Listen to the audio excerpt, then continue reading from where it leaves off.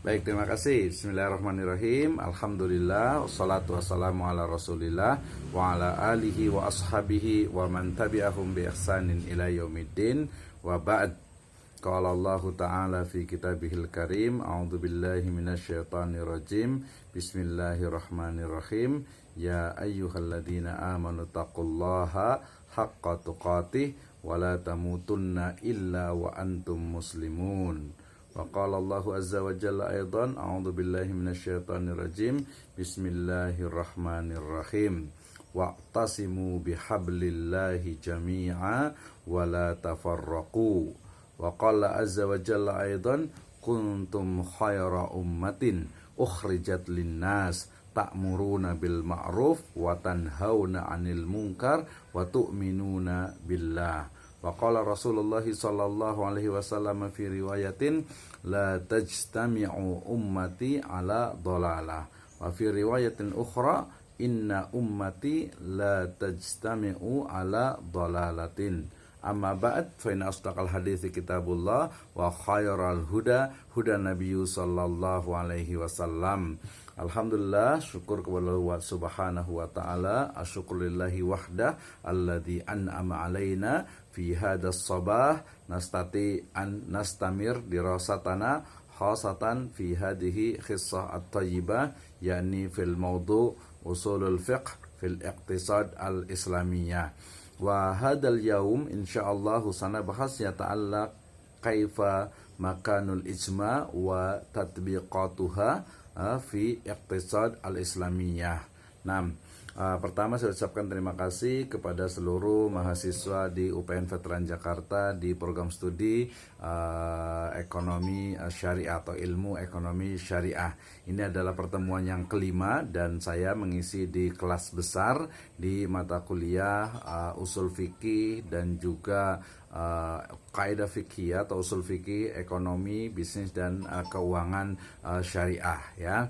Dan pada kesempatan pagi hari ini ya, hari Selasa ini insyaallah kita akan membahas tentang ijma dan penerapannya dalam hukum ekonomi dan keuangan syariah ya. Jadi hari ini kita akan berbicara tentang ijma ya. Apa itu ijma? Bagaimana penerapannya dalam ekonomi, bisnis dan keuangan syariah? Kita akan belajar bersama. Nah, saya awali dengan firman Allah Subhanahu wa taala dalam surat Ali Imran ayat ke-103 dan juga Ali Imran ayat ke-110 ya. Allah Subhanahu wa taala berfirman, a'udzubillahi minasyaitonirrajim, wa'tasimu bihablillahi jami'an wa la tafarraqu. Dan berpegang teguhlah kalian semuanya kepada tali Allah Subhanahu wa taala dan janganlah bercerai-berai. Ya, berarti ayat ini berbicara tentang kewajiban bagi kita sebagai seorang muslim ya untuk ya bersatu, untuk bersama-sama ya, tidak boleh saling berbeda pendapat,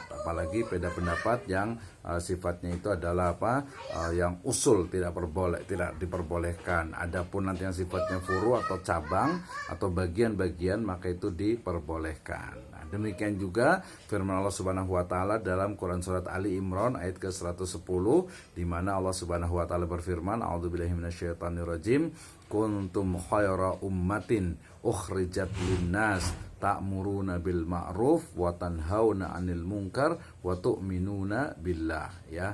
Kuntum, kalian adalah umat yang terbaik ya, khaira ummah ukhrijat linnas, yang dilahirkan, yang dikeluarkan bagi manusia, ta'muruna bil ma'ruf wa tanhauna 'anil munkar wa tu'minuna billah ya. Kenapa?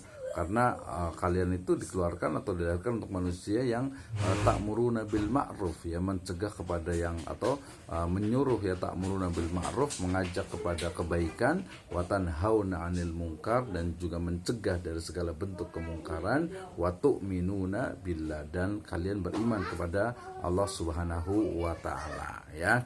Kemudian satu hadis dari Nabi SAW riwayat Tirmidzi dan juga Abu Daud, la tajtami'u ummati ala dhalalah. Umatku ya, umat Islam ini tidak akan bersepakat di atas kesesatan ya. Hadis riwayat Tirmidzi dan Sahih dan juga Abu Daud. Ada riwayat lain yang derajatnya ini dhaif, yaitu inna ummati la tajtami'u ala dhalalatin, ya. Tetapi secara umum ini diperbolehkan dalam artian sebagai syawahid bahwasanya umat Islam ini ketika sudah bersepakat, ya, terutama nanti terkait dengan hal-hal yang sifatnya belum ada sebelumnya, itu adalah sebuah kesepakatan dan insyaallah taala bukan sebuah kesalahan.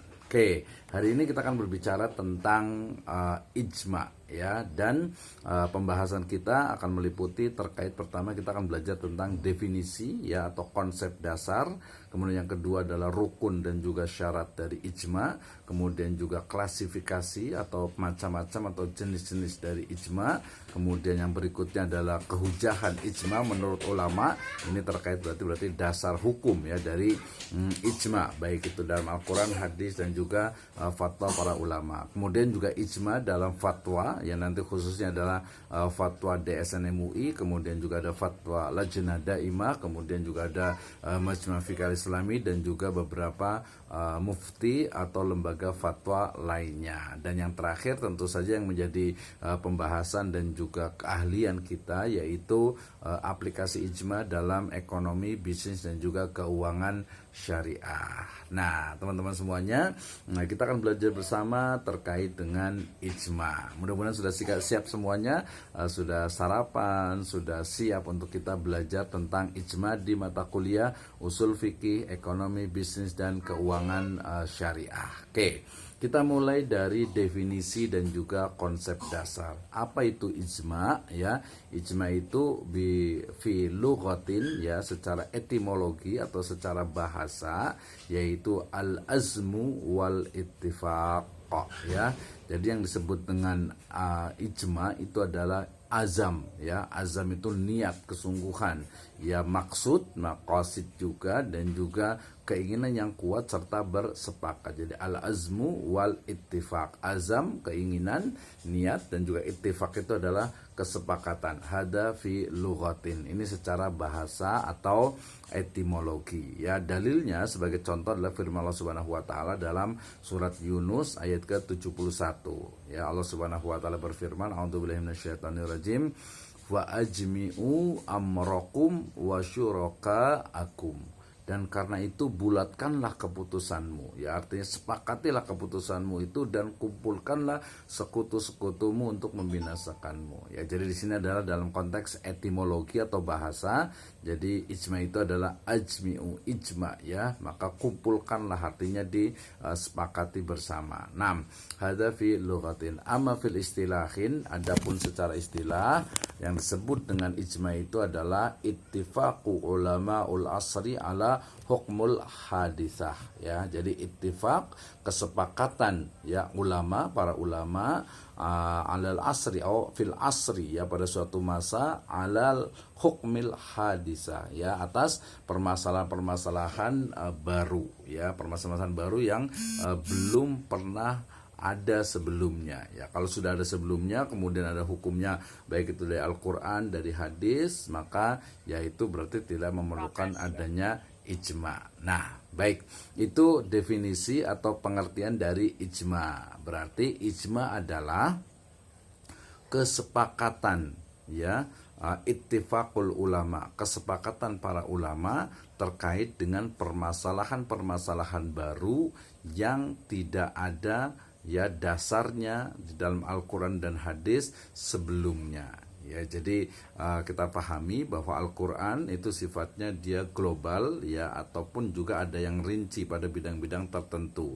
Demikian juga hadis sifatnya juga global dan juga pada bidang-bidang tertentu secara rinci, tetapi biasa terikat oleh waktu juga, ya, dan zaman, sehingga banyak permasalahan-permasalahan baru yang kemudian memerlukan adanya ijma atau kesepakatan para ulama. Apalagi, ya, di era sekarang ini yang paling kita sebut klasik, ya, terkait dengan bunga bank, gitu, ya. Kemudian juga terkait dengan misalnya asuransi, ya. Kemudian juga nanti ada misalnya sekarang itu cryptocurrency dan lain sebagainya, ya. Dan itu jelas memerlukan adanya hukum-hukum baru yang salah satu cara untuk menetapkan hukum adalah melalui ijma.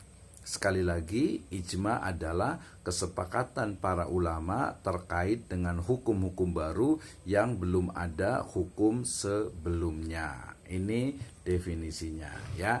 Kemudian juga saya ambil juga dari Salam Madkur yang menyebutkan bahwasanya ijma itu adalah kesepakatan para mujtahid ya dari umat Islam atas hukum syara ya mengenai suatu masalah setelah wafatnya Nabi. Jadi ijma ini kalau kita menurut definisi pengertian dari Salam Madkur berarti ya ijma ini adalah sesuatu yang terjadi setelah wafatnya Nabi ya.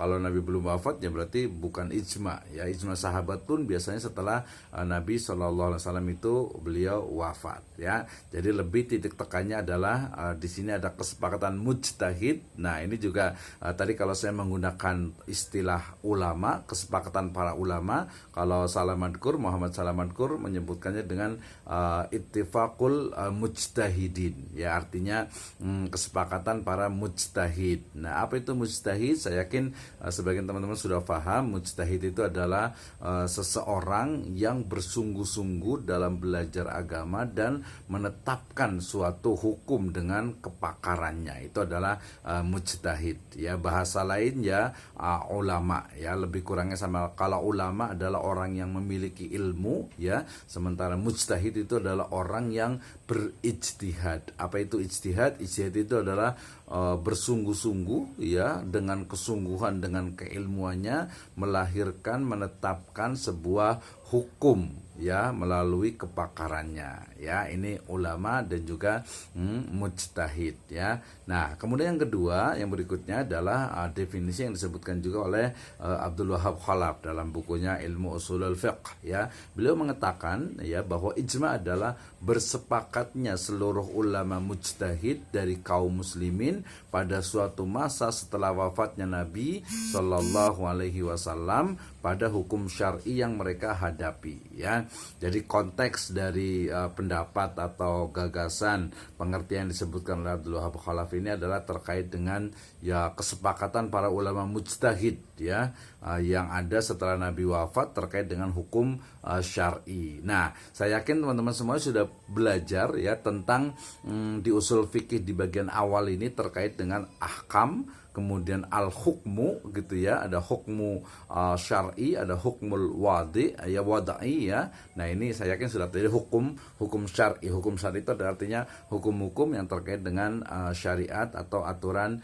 Islam. Nah kita juga bisa menganalisis bahwa pendapat dari Abdul Wahab Khalaf ini beliau tidak hanya tidak membatasi waktu ya. Artinya apa? Ya karena Abdul Wahab Khalaf termasuk ulama kontemporer sehingga kemudian beliau tidak membatasi, berarti termasuk juga pada hari ini ketika para ulama sepakat ya misalnya terkait dengan haramnya bunga bank gitu ya, maka itu menjadi sebuah ijma juga yang bisa menjadi dasar hukum atau dalil hukum. Oke ya. Nah, kemudian ada beberapa pendapat sih kalau terkait dengan penggunaannya. Di antaranya adalah Imam Malik yang beliau selalu menyebut dengan a'mal ahlul Madinah ya, yang selalu beliau menyebutkan bahwa ijma itu adalah ijmanya fuqaha ulama Madinah ya. Kalangan Syiah juga menyatakan ijma itu adalah kalangan mujtahidnya mereka ya. Sementara Imam Ahmad dan juga mazhab Dhohiri itu menyebutkan ijma itu hanya terjadi pada kalangan sahabat. Nah, yang benar bahwasanya ijma ini berlaku ya bagi kalangan sahabat, tabi'in, tabi'ut tabi'in, ulama-ulama setelahnya, bahkan juga pada hari ini ya. Sehingga kita bisa mengatakan ketika misalnya Majelis Ulama Indonesia, berarti dalam hal ini terkait dengan ekonomi dan bisnis serta keuangan syariah itu adalah DSN MUI, maka itu bisa ya menjadi ijma ya ulama di Indonesia. Oke, ini adalah definisi baik secara etimologi, bahasa, ataupun terminologi atau istilah ya. Jadi mudah-mudahan sudah jelas ya bahwa ijma itu adalah kesepakatan para ulama ya, kesepakatan mujtahid terkait dengan satu hukum syar'i tertentu ya setelah wafatnya Nabi ya, di mana dia tidak ada dasar hukum yang sharih ya, yang clear, yang jelas. Baik, yang berikutnya ya, ijma atau dasar hukum ijma di dalam Al-Qur'an ya. Kalau di sini kita lihat dia masuk ke dalam kehujahan dari ijma menurut ulama. Ya, ternyata ya kalau kita baca banyak sekali ayat-ayat Al-Qur'an itu menunjukkan tentang adanya kesepakatan kaum muslimin, ya kesepakatan juga para ulama yang kemudian itu menjadi dasar bagi kita untuk melaksanakan suatu hukum syar'i, ya. Di antaranya adalah firman Allah Subhanahu wa taala dalam surat An-Nisa ayat ke-115. Allah Subhanahu wa taala berfirman, a'udzubillahi minasyaitonirrajim. Wa may yushaqiqir rasula min ba'di ma tabayyana lahul huda wa yattabi' ghayra sabilil mu'minin nuwallihi ma tawalla wa nuslihi jahannam wa sa'at masira, ya. Dan siapa saja yang menentang Rasul sesudah jelas kebenaran baginya dan mengikuti jalan yang bukan jalan orang-orang mukmin, orang-orang yang beriman, kami biarkan ia leluasa terhadap kesesatan yang telah ia kuasai itu, dan kami masukkan ia ke dalam jahanam, dan jahanam itu seburuk-buruk tempat kembali. Nah, di surat An-Nisa ayat ke-115, ya, keywordnya, kata kuncinya itu adalah apa? Adalah dikatakan sabilil mu'minin, ya. Sabilil mu'minin artinya jalan orang-orang yang beriman. Berarti ketika orang-orang beriman itu telah bersepakat tentang suatu permasalahan, maka itu adalah jalannya orang-orang yang beriman. Nah, siapa saja yang menyelisihi jalan orang yang beriman, maka diancam dengan azab neraka jahanam. Na'udzubillahi min dzalik. Ini An-Nisa 115. Keywordnya, kata kuncinya adalah jalan orang-orang yang beriman, ya, sabilil mu'minin. Naam. Nastamir. Yang berikutnya adalah surat Al-Baqarah ayat ke-143, ya, di mana Allah Subhanahu wa taala berfirman, a'udzubillahi minasyaitonirrajim, wa kadzalika ja'alnakum ummatan wasata litakunu syuhada'a 'alan nas wa yakunar rasulu 'alaikum syahida. Dan demikianlah, ya, kami telah menjadikan kalian umat Islam umat yang wahidah, ya, umat yang satu, umat yang wasaton, umat yang pertengahan, yang adil, dan pilihan bagi agar kalian itu menjadi saksi, ya, 'alan nas wa yakuna rasulu 'alaikum syahida, dan agar Rasul Muhammad SAW menjadi saksi atas kalian. Jadi wa kadzalika ja'alnakum ummatan wasata, Allah Subhanahu wa taala telah menjadikan umat Islam sebagai umat yang wasata, ya, umat yang pertengahan, ya, yang berlaku adil. Kenapa? Nanti dalam konteks akidah misalnya umat Islam itu berada pertengahan antara Yahudi dengan Nasrani, ya. Ketika orang-orang Nasrani mengatakan Isa adalah apa? Allah, gitu, ya, ibnullah, anak Allah. Kemudian Yahudi mengatakan Isa itu adalah anak dari apa? Yang tidak jelas, gitu, ya. Sehingga kemudian apa? Islam berada di pertengahan, bahwasanya Isa adalah Abdullah wa Rasuluh, hamba dan juga Rasul atau Nabi sallallahu Nabi dari Rasul utusan Allah Subhanahu wa taala, ya. Demikian juga Uzair ibnullah menurut Yahudi dan seterusnya. Jadi umat Islam dijadikan umat yang wasatiyah, pertengahan, karena berlaku adil, ya, berlaku adil, litakunu syuhada 'alan nas, ya, yang menjadikan umat itu sebagai apa? Sebagai umat yang saksi, yang menjadi saksi bagi manusia. Nah, konteks dari Al-Baqarah 143 ini adalah umatan wasata. Jadi umat yang pertengahan, umat yang adil. Jadi sebenarnya terjemahan itu bukan umat yang adil, wasaton itu artinya wasat, artinya pertengahan, artinya ada di tengah-tengah, tidak ekstrim kiri, tidak ekstrim kanan, tidak ke radikalis, tapi tidak juga ke liberalis, ya. Jadi pertengahan, ya, tidak liberal tapi tidak juga radikal. Jadi dia betul-betul membawa keadilan, membawa rahmat bagi seluruh alam, ya. Ini manusia atau umat Islam sebagai syahid, sebagai saksi. Ini dasar hukum Al-Qur'an pertama dengan yang kedua. Yang berikutnya adalah firman Allah Subhanahu wa taala dalam surat An-Nisa ayat ke-59, ya, di mana Allah Subhanahu wa taala berfirman, a'udzubillahi minasyaitonirrajim. Ini sebenarnya panjang, ayatnya bicara tentang ya ayyuhalladzina amanu atiullaha wa atiur rasul wa ulil amri minkum. Baru lanjutannya ini yang saya terapkan. fa in tanaza'tum fi syai'in farudduhu ilallahi wa rasuli in kuntum tu'minuna billahi wal yaumil akhir dzalika khairu wa ahsanu ta'wila, ya. Nah, di An-Nisa ayat ke-59 ayatnya tadi, wahai orang yang beriman, atiullah, ya, taatlah kepada Allah, wa atiur rasul, dan taatlah kepada rasul, ya, wa ulil amri minkum, dan juga ulil amri di antara kalian. Fa in tanaza'tum fi syai'in, ya, apabila berbeda pendapat, ya, apabila kalian berbeda pendapat tentang suatu masalah, farudduhu ilallahi wa rasulih, ya, maka kembalikanlah kepada Al-Qur'an, ya, kepada Allah, wa ila rasul, dan juga kepada sunnahnya, in kuntum tu'minuna billahi wal yaumil akhir dzalika khairu wa ahsanu ta'wila, ya. Yang demikian itu adalah baik untuk kalian dan lebih baik akibatnya. Nah, An-Nisa ayat ke-59 di sini sebenarnya kata kuncinya terkait dengan ijma, kesepakatan itu adalah pertama adalah farudduhu ilallah, ya. Farudduhu ilallah, kembalikanlah kepada Allah. Maknanya ya kembalikan kepada Allah kan nggak mungkin, artinya kita kemana nih, kembalikan kepada Al-Quran, berarti dia butuh adanya kesepakatan, dan juga kepada Rasul. Dan keyword yang kedua adalah ahsanu ta'wila, ya, ya, ahsan at-ta'wila artinya sebaik-baik apa takwil, artinya ya cara memaknainya, ya, memaknai ayat tersebut, ya, walaupun isi terjemah biasanya yang demikian itu lebih baik bagimu dan lebih baik akibatnya. Nah, ini lebih baik bagimu, ahsanu ta'wila, itu konteksnya adalah bagaimana setiap umat Islam yang membaca ayat kemudian ternyata tadi dalam Al-Quran, di dalam hadis ternyata tidak ada, maka farudduhu ilallahi wa rasuli, artinya dikembalikan, artinya itu maknanya, ya, mungkin secara tekstual itu tidak ada. Misalnya ya kalau teman-teman ditanya pasti ya, ketika ditanya misalnya ada orang yang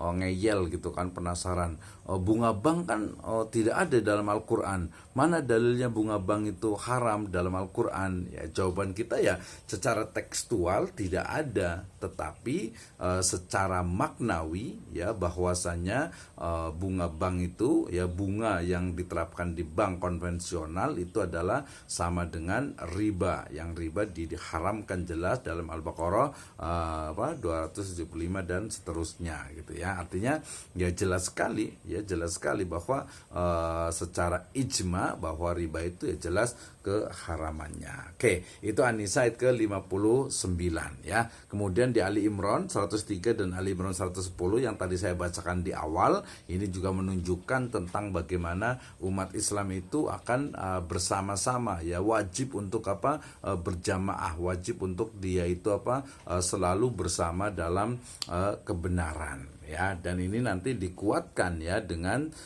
firman dan juga hadis dari Nabi SAW. Hadis yang sahih adalah riwayat yang Tirmidzi dan juga Abu Daud, ya, yang para ulama menyebutkan hadis ini sebagai dasar hukum bagi ijma, ya. Jadi kehujahan, tadi kalau bahasa di RPS itu adalah